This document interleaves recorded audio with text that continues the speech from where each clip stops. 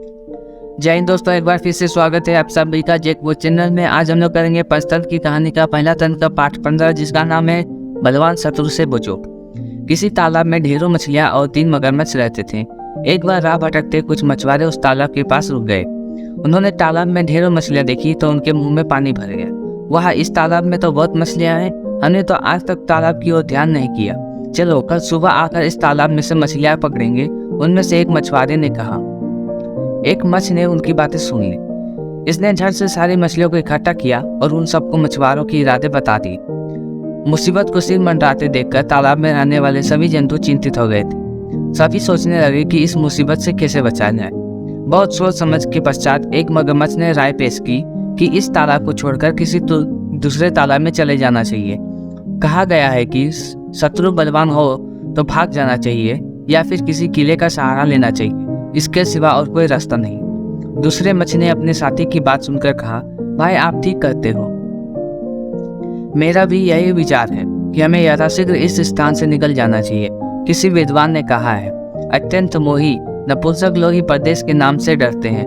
वे कौवे की भांति बुजदिल और हिरण की भांति अपने देश में ही भूखे मरते हैं। जो स्वदेश में भूखा मरे वह मनुष्य क्या, जो खारे कुएं का पानी इसलिए पीता है कि यह मेरे दादा ने बनाया है, उसे पागल कहा जाएगा।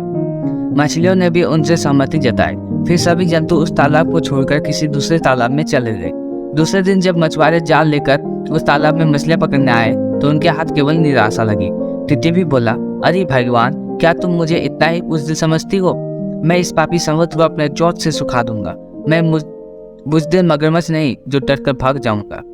वाह, भला तुम्हारे समुद्र से क्या लड़ाई, इससे क्रोध करना ठीक नहीं। कहा भी गया है, असमर्थों का क्रोध उनका ही नुकसान पहुंचाता है, जैसे अत्यंत गर्म बर्तन पास वाले को ही जलाता है। अपने शत्रु की शक्ति को न समझकर जो बंधाद होकर युद्ध करने जाता है, आग में जलते पतंग की भांति स्वयं नष्ट हो जाते हैं। टिटवी बोला, नहीं नहीं प्रिय, ऐसा मत कहो। जिसमें उत्साह होता है बड़े बड़े कठिन कार्य भी कर दिखाते हैं। भारी शरीर वाले हाथी पर भी शेर पांव रख देता है। निकलते सूर्य की किरणें भी ऊंचे पहाड़ों पर पड़ती है। घने अंधेरे छोटे से दीप से भाग जाते हैं। जिसमें तेज हो वही बलवान है। मैं इस चोंच के सहारे सारे पानी को सुखा दूंगा।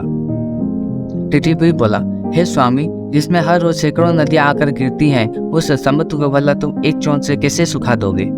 याद रखो, परिश्रम करने से ही कार्य सिद्ध होता है। मेरी चोंच छोटी है, रात दिन बहुत बड़े हैं, फिर भी क्या समुद्र नहीं सूखेगा? बिना हिम्मत के कुछ नहीं मिलता। यदि तुमने यह निर्णय कर लिया है तो अपने साथ दूसरे लोगों को भी मिला लो। संगठन में ही शक्ति है। इस प्रकार मक्खी और मेंढकों के सहयोग से हाथी भी मारा गया।